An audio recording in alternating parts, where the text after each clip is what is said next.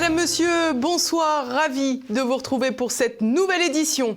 Mardi, vous avez été très nombreux à regarder le journal et je vous en remercie chaleureusement. Et puis je vous rappelle que vous pouvez facilement nous aider en partageant nos vidéos, en laissant vos commentaires et puis bien sûr en cliquant sur le pouce en l'air juste en bas.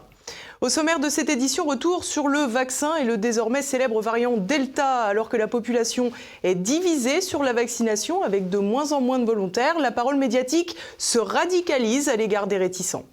Nous reviendrons ensuite sur l'adoption du projet de loi dit de bioéthique mardi à l'Assemblée nationale. La présidente de la Manif pour tous, Ludovine de la Rochère, réagira dans cette édition. Et puis nous partirons dans le 18e arrondissement de la capitale avec Géraud Dufayet. Alors que la police a évacué les jardins d'Éole, les toxicomanes se baladent à nouveau dans tout le quartier. La patrouille s'emballe. Alors que les vaccinations ralentissent, de plus en plus de voix médiatiques s'élèvent pour appeler à l'obligation et à la coercition. Sacrée ambiance. De la peur à la tyrannie, il n'y a qu'un pas. C'est en tout cas ce que tend à démontrer l'intervention aussi surréaliste qu'effrayante d'Emmanuel Le Chypre, un des éditorialistes phares de BFM Business. Écoutez-le. Les non-vaccinés, ce sont des dangers publics pour les autres. J'ai une démarche qui est très claire, c'est je fais tout pour en faire des parias de la société. Vous ne voulez pas vous faire vacciner, vous mettez la vie des autres en danger. Eh ben, vous ne bénéficiez pas des mêmes droits que les autres citoyens. Vous ne pouvez pas sortir, vous ne pouvez pas aller au resto, vous ne pouvez pas aller au cinéma, de façon à ce que tout le monde soit incité à se faire vacciner. Et on vous vaccinera de force. Moi, je vous ferai emmener par 2 policiers au centre de vaccination. Fort d'une apparente comorbidité, l'homme était visiblement hors de lui, travaillé par la peur et une hargne acide. Gêné, ses acolytes sur le plateau avaient été débordés par son jusque-boutisme autoritaire. Il faut dire qu'Emmanuel Le Chypre n'en est pas à son premier dérapage. Il est en effet à l'origine d'une saillie douteuse sur l'antenne de BFM pendant la diffusion d'une cérémonie en Chine en hommage aux victimes du Covid. Ils enterrent des Pokémon. Une blague pas drôle qui avait valu au gros malin une mise à pied d'1 semaine. Reste à savoir si l'appel à la discrimination d'État de ce mercredi matin engendrera des réactions de la chaîne de Patrick Drahi ou du CSA toujours prêt à bondir. À plus forte raison que si toute la presse parle d'un dérapage, ils sont nombreux dans ce style ces derniers jours. En effet, de plus en plus de voix s'élèvent pour culpabiliser les personnes non vaccinées en suggérant des méthodes de plus en plus coercitives. Dans ce cadre, l'économiste Thomas Porcher exultait hier dans les grandes gueules de RMC, également propriété de Patrick Drahi. Enfin, à terme, je suis d'accord avec le fait qu'il faille rendre la vie des non-vaccinés beaucoup plus difficile pour les inciter à se faire vacciner. Donc les mecs, il faut qu'ils se fassent vacciner là. Donc il faut rendre leur vie difficile. Notez que personne ne l'interrompt sur le plateau. Autre exemple féminin cette fois, Emmanuel Ducrot, journaliste à l'Opinion, donne une belle leçon sur LCI. Le vaccin, et je vais le dire une 3e fois, le vaccin. Je pense qu'il faut que les autorités tapent du poing sur la table. Les soignants, ça suffit. Il faut maintenant vacciner les soignants. Et si les soignants ne veulent pas être vaccinés, ils n'ont rien à faire dans les lieux de soins. D'habitude spécialisée dans la défense des pesticides qu'elle nomme pudiquement produits phytosanitaires, Emmanuel Ducrot brandit donc désormais la judicieuse idée d'empêcher les soignants de soigner s'ils refusent d'être vaccinés. Une suggestion intelligente qui plaira sans doute au gouvernement qui continue pour sa part de fermer des lits dès qu'il en a l'occasion. Sans surprise, ces gendarmes du système font allègrement l'impasse sur les données qui pourraient donner des sueurs froides à leur raisonnement. En témoigne la réaction d'Emmanuel Ducrot quand David Pujadas l'interroge sur la recrudescence de contamination de Covid-19 en Grande-Bretagne, un pays beaucoup plus vacciné que la France. Oui, mais on voit que ça redécolle dans les communautés qui ne sont pas vaccinées. Une affirmation qui reste encore à démontrer. En France, les autorités auront sans doute à cœur de ne pas distinguer les malades vaccinés des non-vaccinés pour faire porter le poids épidémique sur ces derniers. Ce mercredi matin, c'était aussi au tour d'Elisabeth Lévy de consacrer son éditorial à une question surprenante. Pourquoi tant d'indulgence avec les non-vaccinés ? Ce qui est étrange, dans le fond, c'est le refus de l'obligation vaccinale des adultes. Pourtant, ces injonctions à la discrimination semblent bien infondées dès lors que l'on constate que des vaccinés peuvent tomber malades du Covid. Pourtant, le professeur Didier Raoult, qui lui comptabilise les 2 catégories distinctement, a une vision bien plus nuancée. On a eu 572 patients vaccinés qu'on a analysés. Parmi ceux-là, il y a eu 10% d'hospitalisés, ce qui correspond globalement à ce que nous avons eu pendant tous ces épisodes épidémiques. Il y en a eu 7 qui sont passés en réanimation et 8 qui sont morts. Donc on a une mortalité qui est comparable à ce que nous avions chez les gens non vaccinés. Vous l'aurez compris, l'été sera peut-être sans masque, mais pas sans matraquage. La petite musique de l'obligation vaccinale va bruisser dans vos oreilles. Reste à savoir si les membres du gouvernement se rappelleront à la rentrée que les Français détestent au moins autant les journalistes qu'eux. L'Assemblée nationale porte le coup final. Mardi, la Chambre basse a adopté le projet de loi dit de bioéthique et notamment sa mesure phare, l'ouverture de la procréation médicalement assistée à toutes les femmes. Un passage en force qui ouvre la porte à d'autres dérives sociétales. Le point avec Thibaut Bastide. Après plus de 2 ans de navette entre l'Assemblée nationale et le Sénat, la sentence est tombée mardi soir. À l'issue de la lecture définitive du projet de loi dit de bioéthique, les députés ont majoritairement voté en faveur de ce texte. Dans le détail, 326, essentiellement issus des rangs de la gauche, ont voté pour, 115 contre, parmi lesquels Nicolas Dupont-Aignan, Emmanuel Ménard et Marine Le Pen, et 42 ne se sont pas exprimés. Un projet de loi qui a déchaîné les passions, notamment autour de sa mesure phare, l'ouverture de la procréation médicalement assistée aux femmes célibataires et aux couples de femmes homosexuelles. Une avancée sociétale et un jour historique dans un quinquennat de progrès, selon le chef de file des députés La République En Marche, Christophe Castaner. En revanche, pour la présidente de la Manif pour tous, Ludovine de la Rochère, le sentiment est tout autre. Écoutez, je suis bien entendu révoltée, écœurée de ce cynisme immense de la majorité présidentielle de la gauche et des écologistes qui sont ceux qui ont voté cette loi, pour l'essentiel en tout cas, même s'il y en a un petit peu dans d'autres groupes politiques, de manière absolument idéologique, aveuglés par leur idéologie. Ils ont voté une loi qui est évidemment une loi contre l'amour, contre l'égalité et contre la fraternité, tout ce qu'ils prétendent défendre.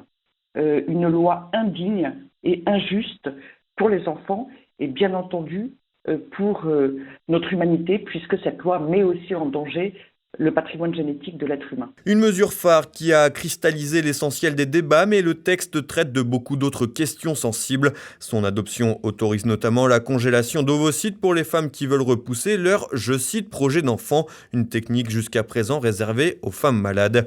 Toujours selon Ludovine de la Rochère, l'Assemblée nationale a tout simplement ouvert la boîte de Pandore. On sait bien qu'avec une PMA sans motif médical, une PMA également sans père, eh bien on aura, et on a déjà les revendications de PMA post-mortem, de PMA pour les trans.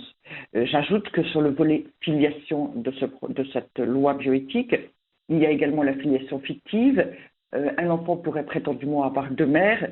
Donc évidemment, c'est la même chose pour les hommes qui réclameront d'avoir prétendument seul ou à 2 hommes d'avoir prétendument un enfant, tout comme d'autres réclament déjà d'être parents à 3 adultes, à 4 adultes. Dès lors que l'on fonde sur le désir des adultes, et les désirs humains sont illimités, eh bien, tout est ouvert. Si on ne sait plus se limiter aux limites, aux frontières du réel, eh bien, il n'y a absolument pas de raison de s'arrêter un peu plus loin. On franchit les limites de notre condition humaine en matière de procréation et de filiation. Et si on n'est pas fichu, pas capable de voir ce réel, alors pourquoi s'arrêterait-on un peu plus tard ? On pense évidemment en premier lieu à la GPA, la gestation pour autrui, mais avant d'en arriver à ce point, le projet de loi dit bioéthique doit encore passer entre les mains du Conseil constitutionnel, après qu'un recours a été déposé par des députés Les Républicains et de l'UDI. De quoi retarder la promulgation de la loi, et pendant ce temps, la Manif pour tous va poursuivre ses actions et manifestations. Alors nous allons certainement organiser et agir, bien sûr, en vue de pour soutenir cette saisine du Conseil constitutionnel. Et pour moi, il ne s'agit pas simplement de reporter ou de retarder la mise en œuvre de cette loi. Il s'agit bien de souligner que cette loi est contraire à des principes constitutionnels fondamentaux. En fait, les idéologues qui nous gouvernent ont refusé de voir. Mais on sait tous que le Conseil constitutionnel est théoriquement juridique. Hélas, il est aussi largement politique. Il n'est pas seulement sur le droit. Et puis le droit est une science humaine, une science inexacte. Et nous avons en France l'expérience d'une justice ou de spécialistes de droit qui interprètent le droit à leur sauce, à leur manière, et puis ils savent changer et travestir le sens des mots. Malheureusement, je crains que ces conclusions ne soient pas les bonnes, mais ça n'empêche pas qu'il n'est pas question de renoncer à alerter, prévenir, agir, intervenir, coûte que coûte. Nouveau coup de com' pour Anne Hidalgo. Le maire de Paris avait promis de régler le problème des toxicomanes du Jardin des Halles dans le 18e arrondissement de la capitale.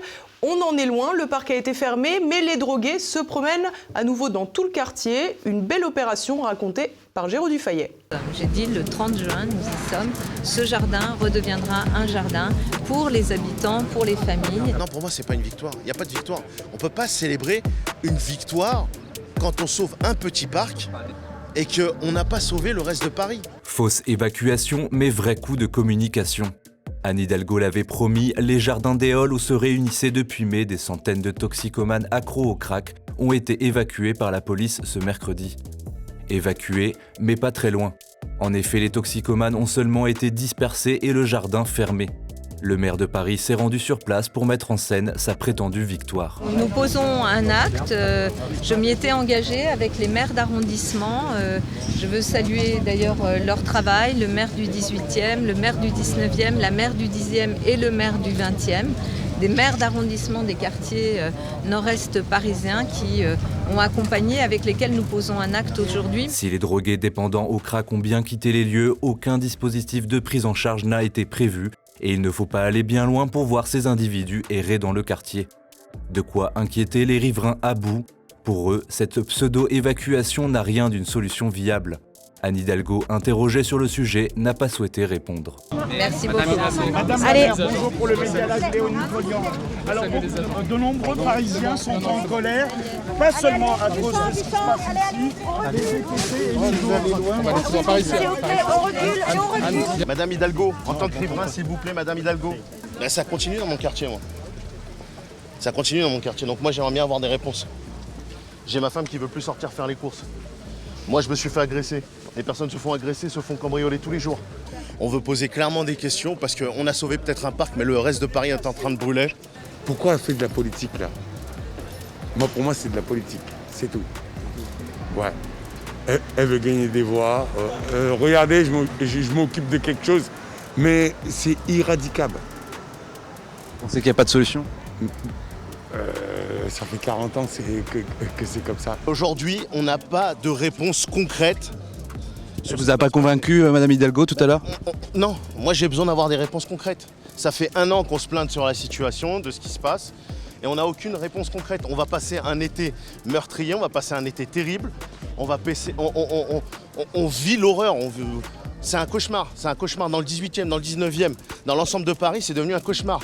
Qu'est-ce qu'on va faire pour régler la situation à Gare de Lyon? Qu'est-ce qu'on va faire pour régler la situation concrètement à Gare du Nord? Dans le 18e arrondissement, c'est en continu, ça n'arrête pas. Le maire de Paris admet tout de même que cela ne réglera pas la situation durablement et s'en remet au gouvernement qui, pour le moment, ne semble pas vouloir la soutenir dans ses demandes. Est-ce que ça règle la situation? Non.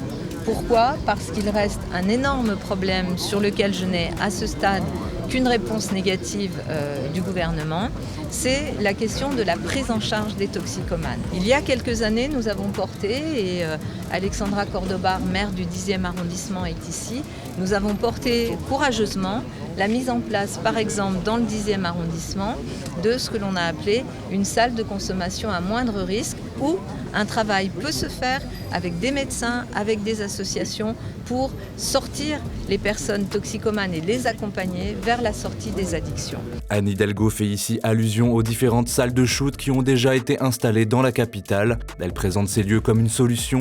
Pourtant, le bilan des salles de shoot n'est pas reluisant.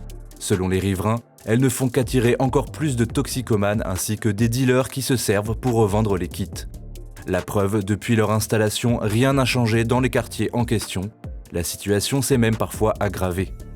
Les riverains ne sont pas dupes, la dernière opération n'aura pas davantage d'effet sur le long terme que les précédentes. Seule Anne Hidalgo aura pu en tirer profit.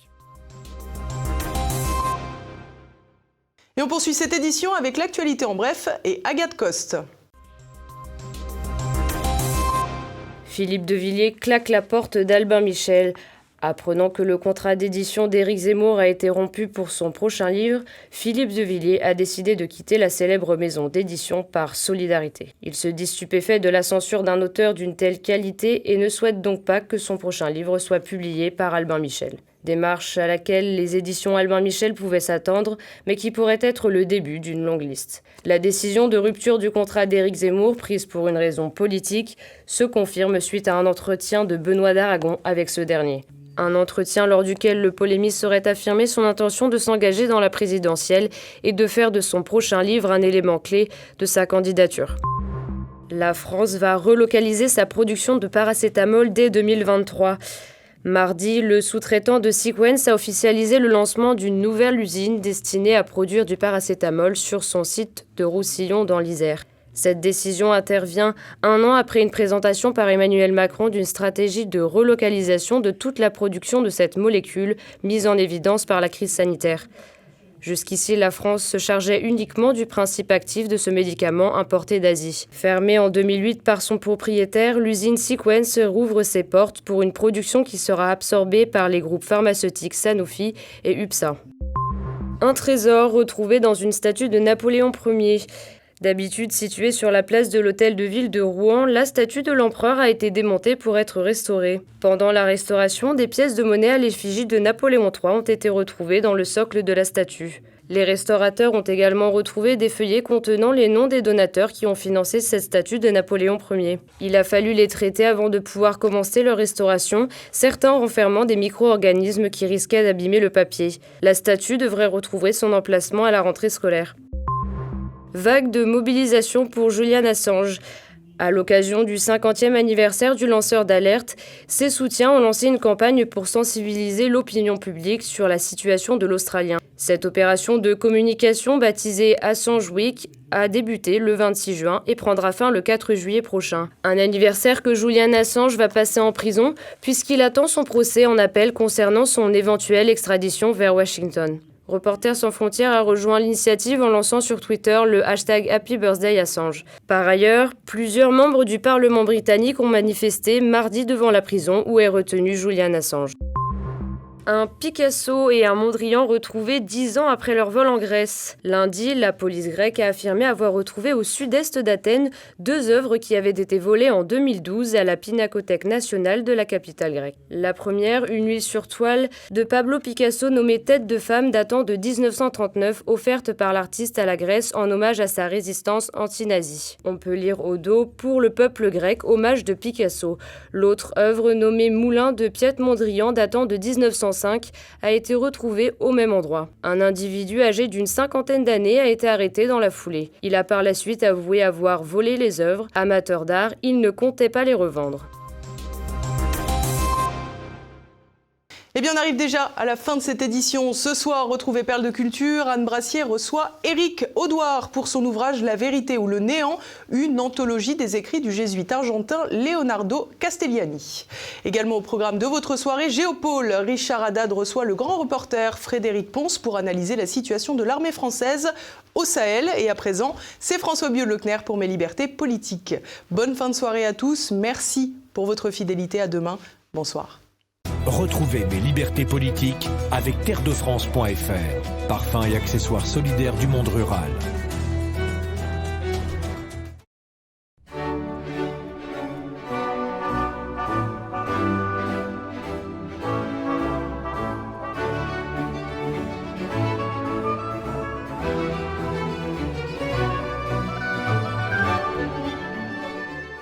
Sitôt remis de sa tarte à thym, Emmanuel Macron s'est remis dardard au travail et a tenu une conférence de presse en amont des importants sommets du G7 et de l'OTAN.